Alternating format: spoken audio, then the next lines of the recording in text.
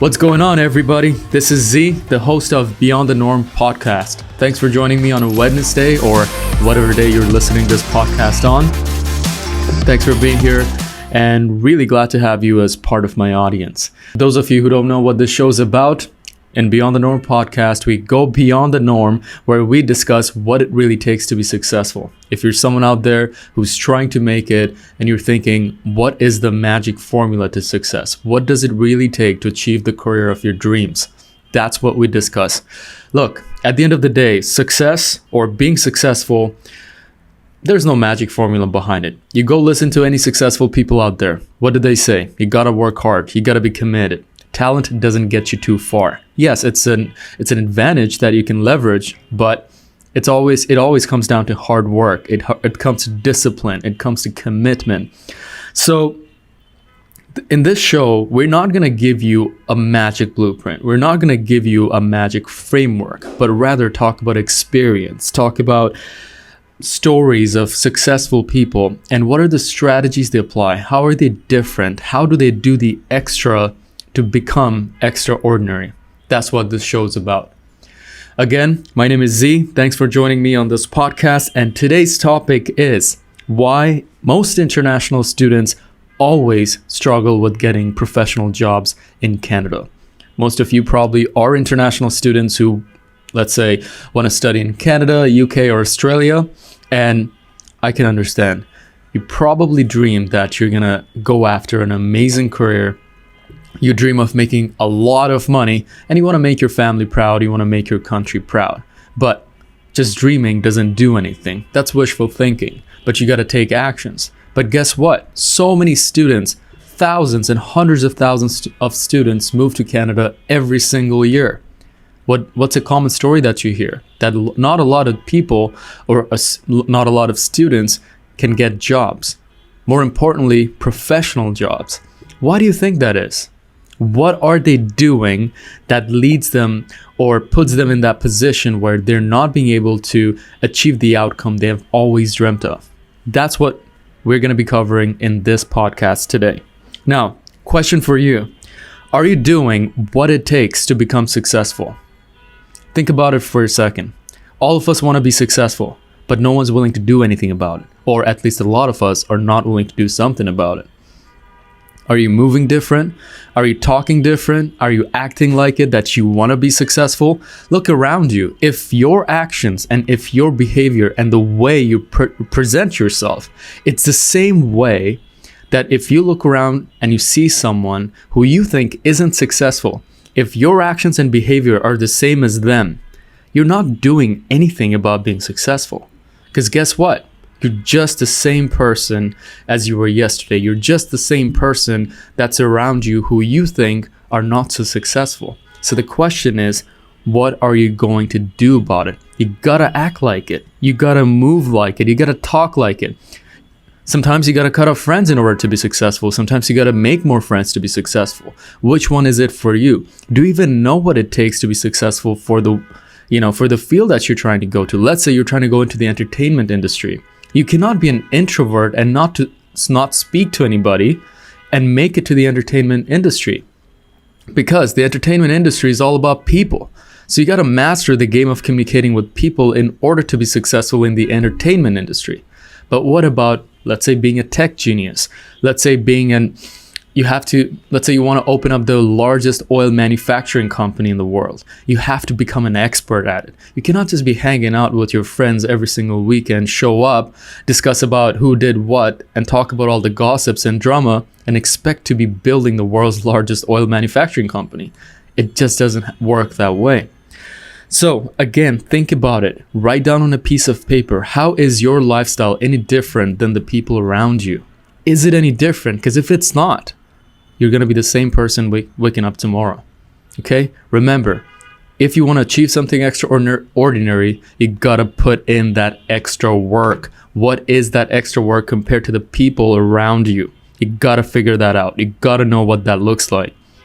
For me, the extra work looks like I never take vacations. I'm never taking a break. I'm always working. I don't see my friends every single day. I'm not going out on weekends partying. I'm not chilling with my friends on a Friday night and talking about life and what happened during the week. I'm working. I'm on to the next thing every single day. Something's done. I'm not going out and celebrating it. I'm moving on to the next thing. That's how successful people do it. Go read up how Jeff Bezos, Mark Zuckerberg works. Go read up the interviews of past employees who work really close to them. They're going to tell you the same things. Jeff Bezos wasn't celebrating that he was the largest book retailer ever. When he got that achievement checked off, he's on to the next thing. He wanted to be the everything store. That's what you got to be in life too. You want to achieve something? Success isn't about just making it. It's about maintaining it as well. So when you achieve something, don't just let your hands go off the steering. You got to keep your hands on the steering to make sure that you're still on the right track. Because you hear so many stories of artists, rappers, very successful people making it, and the next thing you know, they're just drug addicts because they let their hands off the steering wheel. You gotta be in control. You gotta maintain your success, and you gotta be always on to the next thing. Okay? Now, enough about success, enough about commitment. Oh, also, you know what? I want to share this one story with you that happened to me yesterday. Or I think it was a few days ago. There was this person who I met last month, and they really wanted to be part of what I'm doing, which is Connected. Connected helps international students study abroad.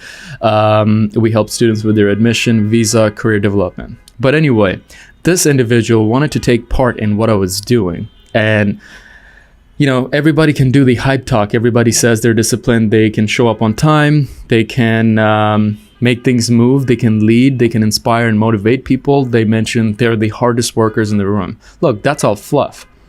You can really see how or what a person really is when you see their actions. So don't trust people's words, trust people's actions. So this person, they were saying, oh, you know what? The culture of Bangladesh is this and that. We never like to work hard. Our work ethic is this.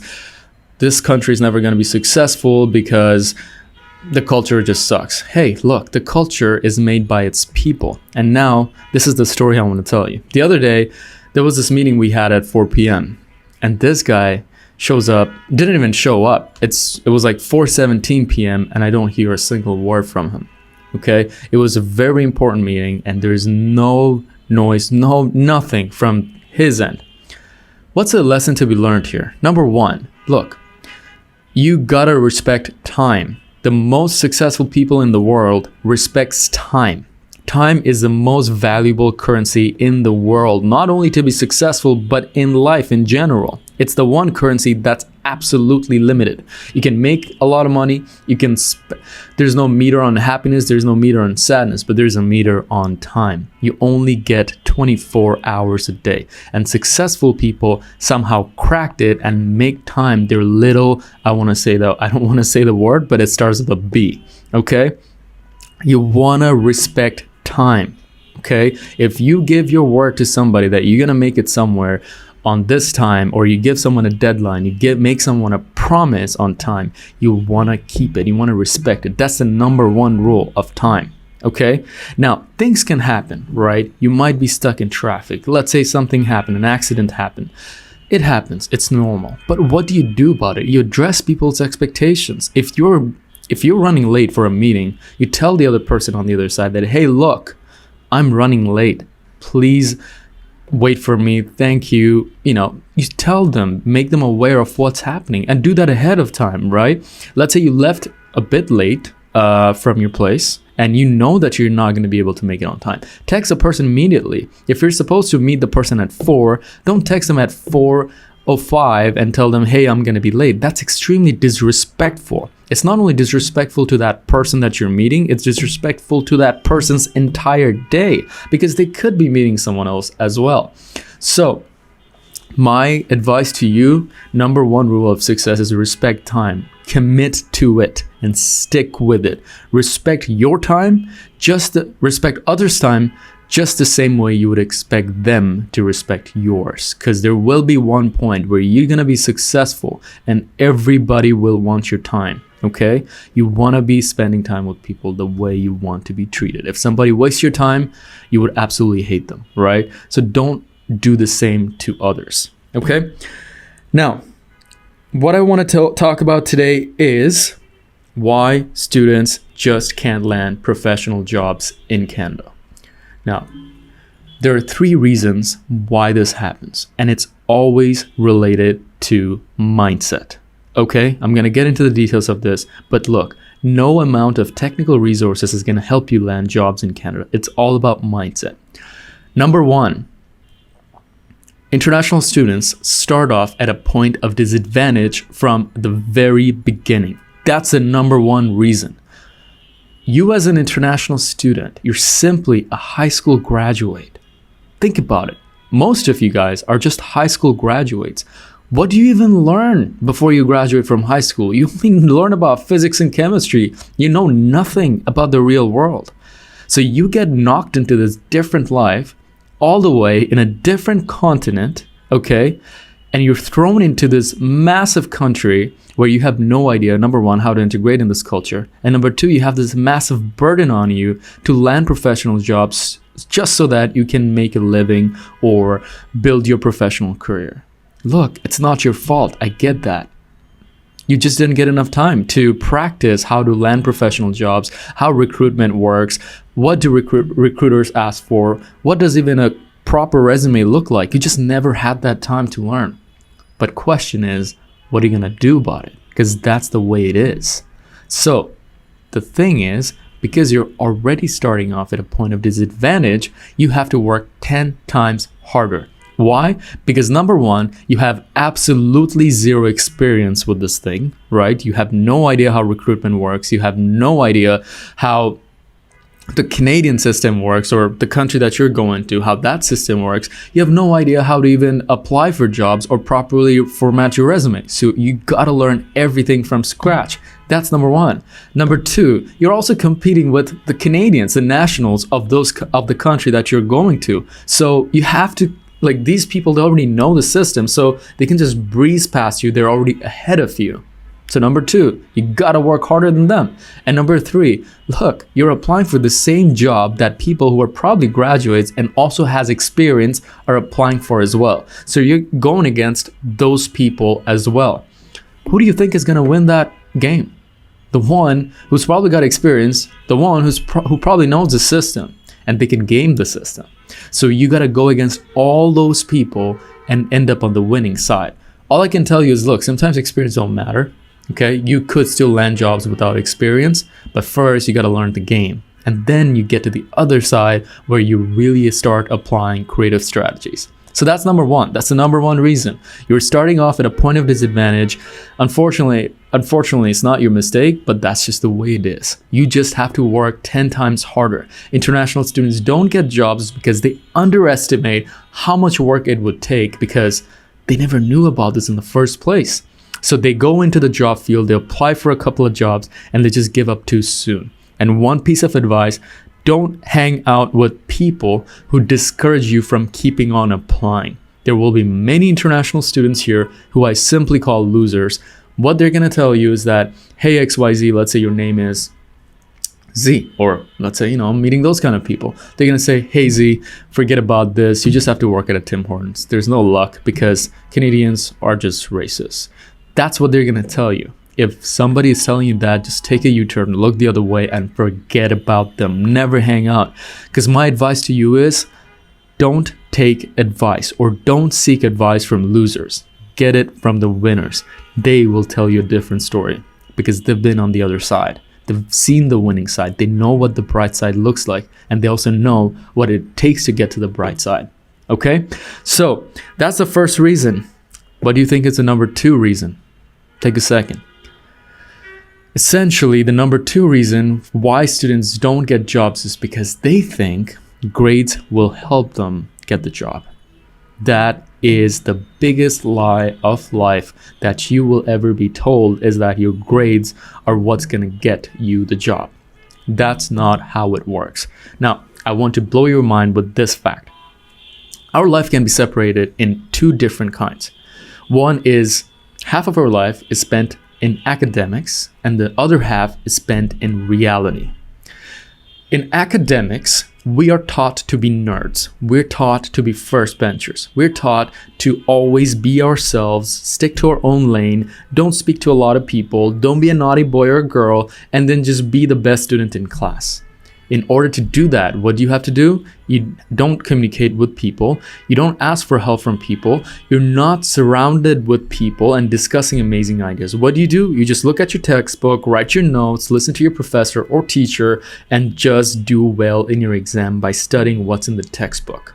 That's your entire academic life, spending it like a nerd who has absolutely no soft skills or no intention or no pressure from the school to teach you how to develop your soft skill. It's all about you. It's selfish. That's what we do in our academic life. You're only focusing on your grades. You're only focusing on what's about you, right?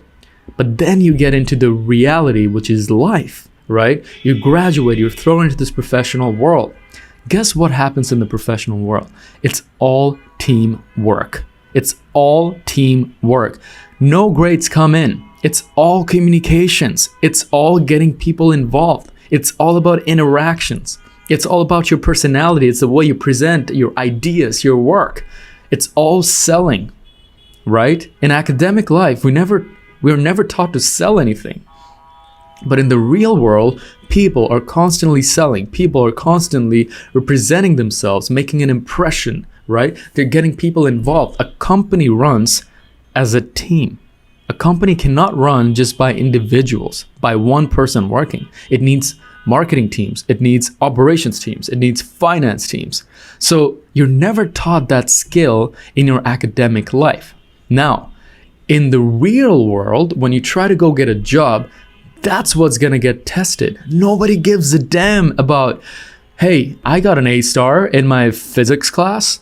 Great, it's a nice thing to have, but hey, are you gonna be a good team fit for my current employees? As an employer myself, I own a company. When I'm interviewing someone, I look at whether the person is gonna get along with my current team members or my current team members are gonna hate them. I don't care if they have the best project idea in mind. I don't care if they had an A star or country highest in a certain subject. What is that going to do for my company? I want that person to be just enough, to be talented enough. It's great with the grades, but if there's someone who's so evil that they cannot get along in the workplace with anybody and they only think about themselves in a selfish way, I'm never going to hire them. I want someone who's nice, who's positive, who's got a great attitude, can present their ideas, not a super introvert or nerd that's gonna piss everyone off, or an overly jealous, competitive person because their whole life in school they were just so busy trying to get the highest grades in class. I'm never hiring them. They have to pass through a personality test. So my advice to you is, look, or the reason, right, why international students don't get jobs, the second reason is they tend to think grades are what's gonna get them into a job. No, here's the reality. Grades get you the interview. Personality, your expressions, the impression you make, your communication skill is what gets you the job. Again, grades get you the interview, it doesn't get you the job, but your communication skills, your personality is what gets you the job. The way you're able to speak about your experience, the way you're able to present yourself as an approachable person, that's what gets you the job. So most international students, look, most of the international students who move abroad are usually nerds. That's just the way it is. But again, nerds in academic life are taught to be selfish. They're self-centered. They're just only focused on their grades. So if you're someone right now who's in grade 10 or grade 11 or grade 12, start learning how to communicate. Look around you. Look, in 1 or 2 years, you're going to forget about all these people. They're not going to be in competition. You're going to be in competition with millions of people outside of the classroom that you're thinking you're so much in competition with. You're going to be in competition with complete strangers who might be much better experienced than you and much smarter than you. So right now, you need to experience, or you need to learn the skill of how to ask for help, how to give help, how to work with people and get along and be presentable and approachable so that people love being around you. That's the skill that you have to master. I landed managerial jobs in Canada without any professional work experience. Why? Because I have a great personality. People think of me that, hey, look, I would love to be around Z. He seems like an all right guy. He seems a bit charismatic, has some sleek hair. Yeah, so that's what's important, okay? The second reason for students why they don't get jobs is they think grades get them the job. No, grades get you the interview because at least that's something you can put on the resume. But at the end of the day, when you show up and you look like a dick, people are not gonna hire you. If you look like a nerd, people are not gonna hire you. If you come off as an introvert that the team's not gonna get along with, you're not gonna get hired, okay? You gotta look like someone who's gonna be a great team fit. Next up, number 3. This is the last one for today. Hope you're enjoying this podcast so far. Again, my name is Z. This is the Beyond the Norm podcast show, and I will be posting podcasts every single week, maybe on Wednesdays. So stay tuned. You can find the podcast or every episode on Spotify. Here's how I want you to listen to it, okay? If you're going out for a walk, if you're exercising, you're working out, you're cooking, you're cleaning the house, you are out for, did I say walk? Yeah, like let's say you're taking a break or you're just enjoying a scenery, put on this podcast, motivate yourself a tad, and enjoy. Okay, so anyway, the last reason why international students don't get jobs is, look, you can play the mindset game, but at the end of the day, you do need some technical resource. And that one is networking. International students, it makes sense for international students to not know where to go to meet people. Okay, look, at the end of the day, let's say you have a great personality. Let's say you have worked really hard to know how the Canadian recruitment system works. But at the end of the day, if you don't know where to find those companies, if you don't know where to find recruiters, if you don't know how to surround yourself with smart and amazing people that might refer you a great opportunity, you're not getting any far, right? So you got to figure out, where are you going to go to network? Where do you meet those people? Where do they hang out? What kind of people are you trying to meet? What are their profiles? Do you reach out to them on LinkedIn? Do you reach out to them at the events that they're attending?